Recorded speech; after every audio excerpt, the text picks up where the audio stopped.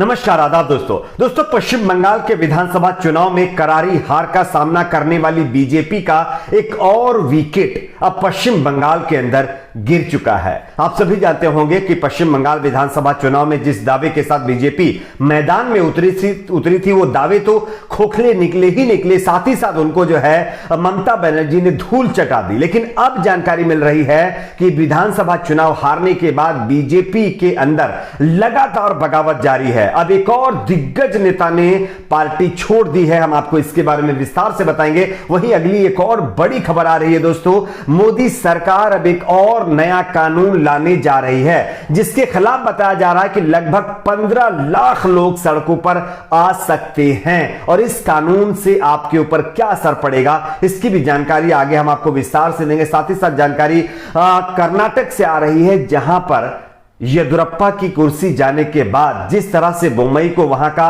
मुख्यमंत्री बनाया गया है, बोम्मई के मुख्यमंत्री बनते ही जिस तरह से मंत्रिमंडल का विस्तार हुआ है, इस मामले पर बीजेपी के अंदर लगातार बगावत जारी है। आगे हम आपको इस पर भी अपडेट देंगे। उससे पहले छोटी सी रिक्वेस्ट करेंगे दोस्तों, वीडियो को लाइक करके चैनल को सब्सक्राइब जरूर कर लीजिए। आप सभी जानते होंगे पश्चिम बंगाल के विधानसभा चुनाव में करारी हार का सामना करने वाली बीजेपी के विकेट्स लगातार पश्चिम बंगाल के अंदर गिर रहे हैं। आप लोगों ने देखा कि विधानसभा चुनाव के बाद से ही कई विधायक, कई एमएलए, कई सांसदों ने बीजेपी छोड़ करके टीएमसी में वापसी करना शुरू कर दी है। और अब मुकुल रॉय के बाद एक और दिग्गज नेता टीएमसी में वापसी कर रहे हैं। आप इस खबर को देख सकते हैं। पश्चिम बंगाल के पूर्व मंत्री राजीव बनर्जी को भाजपा से निष्कासन महज वक्त का तकाजा नहीं है। यह खबर शायद मीडिया में आप लोगों ने देखी होगी। तृणमूल कांग्रेस के राष्ट्रीय महासचिव अभिषेक बनर्जी के साथ शनिवार को दक्षिण कोलकाता कार्यालय में बागी नेता की बैठक के मद्देनजर बताया जा रहा है कि यह फैसला लिया जा सकता है कि बीजेपी नेता राजीव बनर्जी, जो कि पहले टीएमसी में थे, अब बीजेपी में गए हैं, यानी चुनाव से पहले अब फिर से एक बार ममता बनर्जी के टीएमसी का दामन थाम सकते हैं। और इसी के चलते उनके बगावती तेवर को देखते हुए बीजेपी उनको पार्टी से निष्कासित कर सकती है। तो कहीं ना कहीं उत्तर प्रदेश के और 5 राज्यों के विधानसभा चुनाव से पहले जिस तरह से ममता बनर्जी ने कई राज्यों में विधानसभा चुनाव लड़ने का ऐलान किया है, वहीं जो पश्चिम बंगाल है वहां पर बीजेपी के अपने ही नेता लगातार जो है पार्टी से बगावत कर रहे हैं। अब देखना यह होगा कि बीजेपी के इन नेताजी को निष्कासित करने के बाद क्या बगावती जो तेवर अपनाए हुए नेता हैं वो पीछे हटेंगे या नहीं, लेकिन ऐसा अभी तक तो लगता नहीं है। लेकिन ममता बनर्जी वाकई उपचुनाव से पहले बीजेपी को बिल्कुल भी जो है सामने अपने मुकाबले में नहीं देखना चाहती हैं। खैर, आपकी अपनी क्या राय है नीचे कमेंट बॉक्स में जरूर बताइए। बात करते हैं अगली एक और बड़ी खबर की। आप सभी जानते होंगे हमारे देश में वैसे कानून बनाने का एक ट्रेंड चल रहा है। हर दिन, हर महीने कोई ना कोई कानून आपको देखने को मिल ही जाता है। वो अलग बात है कि लोगों को खाने के लिए राशन भले ना मिले, लोगों को कमाने के लिए रोजगार भले ना मिले, लोगों को नौकरी भले ना मिले, जीडीपी ऊपर जाए या ना जाए से कोई मतलब नहीं है, लेकिन आपको नए नए कानून जरूर मिल जाएंगे। इसी बीच जानकारी मिल रही है कि हमारे देश की मोदी सरकार एक और नया कानून लाने जा रही है जिसके खिलाफ लगभग 15 लाख लोगों की नौकरियों पर दिक्कत आ जाएगा। और इसी के चलते इन 15 लाख लोगों के बड़े आंदोलन की शुरुआत हो सकती है। आप इस खबर को देखिए, मैं आपको खबर दिखा रहा हूं। केंद्र सरकार ने संसद के मानसून सत्र में बिजली संशोधन विधेयक 2021 पेश करने का फैसला किया है। जानकारी के मुताबिक all India power engineers federation ने कहा है कि इसके विरोध में बिजली क्षेत्र के कर्मचारियों ने 10 अगस्त को हड़ताल पर जाने की चेतावनी मोदी सरकार को दे दी है। फेडरेशन ने दावा किया है कि केंद्र सरकार के इस कदम के खिलाफ 10 अगस्त को पूरे देश में बिजली विभाग के 15 लाख कर्मचारी जो है हड़ताल पर चले जाएंगे।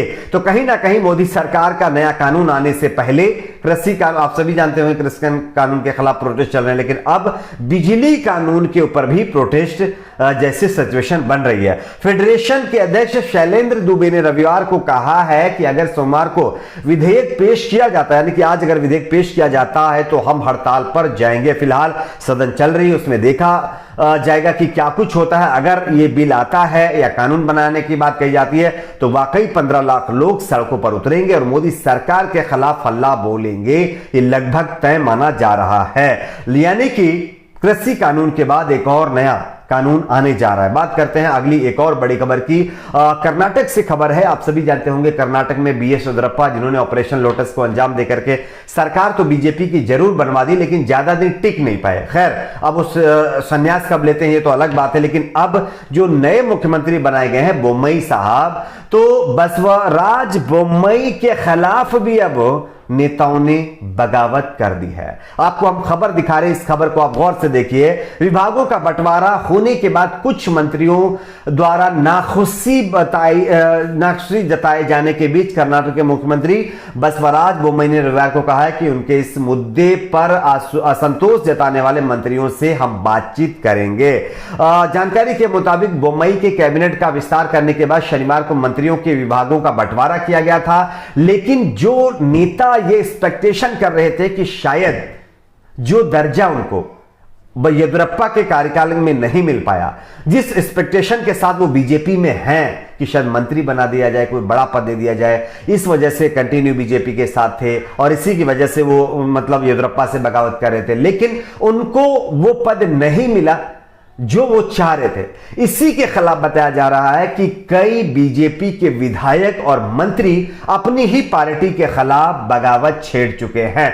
अब देखना यह होगा कि इस बगावत का असर बीजेपी के ऊपर किस तरह से पड़ता है, लेकिन यह तो तय है कि येदियुरप्पा से जिस तरह से दूसरा गुट नाराज था, वही गुट अब बसवराज बोम्मई से भी नाराज चल रहा है। बसवराज बोम्मई ने इस बात को ऑफिशियली एक्सेप्ट की है कि हां, कुछ ऐसे लोग हैं जो हमसे नाराज चल रहे हैं, लेकिन बहुत जल्दी उनकी नाराजगी हम सुलझा लेंगे। लेकिन क्या ये इतना आसान है जितना वो बता रहे हैं? ये देखने वाली बात होगी। बात एक और बड़ी खबर की कर लेते हैं दोस्तों। डॉक्टर कफील, आप सभी जानते होंगे, हमारे देश के जाने माने डॉक्टर हैं, पेडियाट्रिक्स हैं, लेकिन डॉक्टर कफील के खिलाफ बीआरडी मेडिकल कॉलेज में जो मामला, जो घटना हुई थी, उस मामले पर केस चला जा रहा था योगी आदित्यनाथ सरकार के द्वारा, लेकिन डॉक्टर कफील की अब बड़ी जीत हो गई है। आप इस खबर को देखिए। जानकारी के मुताबिक साल 2017 में गोरखपुर के बीआरडी मेडिकल कॉलेज में कथित तौर पर ऑक्सीजन की कमी से एक सप्ताह भीतर 60 से ज्यादा जो बच्चों की कैजुअलिटी का मामला सामने आया था, उसमें डॉक्टर कफील को निलंबित किया गया था। यह तो अलग बात है कि इनको जेल में भी यूएपीए के तहत डाला गया था, वो नागरिकता संशोधन कानून के खिलाफ प्रोटेस्ट में शामिल हुए थे इस वजह से। लेकिन अब बताया जा रहा है कि डॉक्टर कफील को लेकर के जो बताया जा रहा था कि यूपी सरकार फिर से मतलब जो इंस्पेक्शन है, जो जांच है, फिर से करेगी।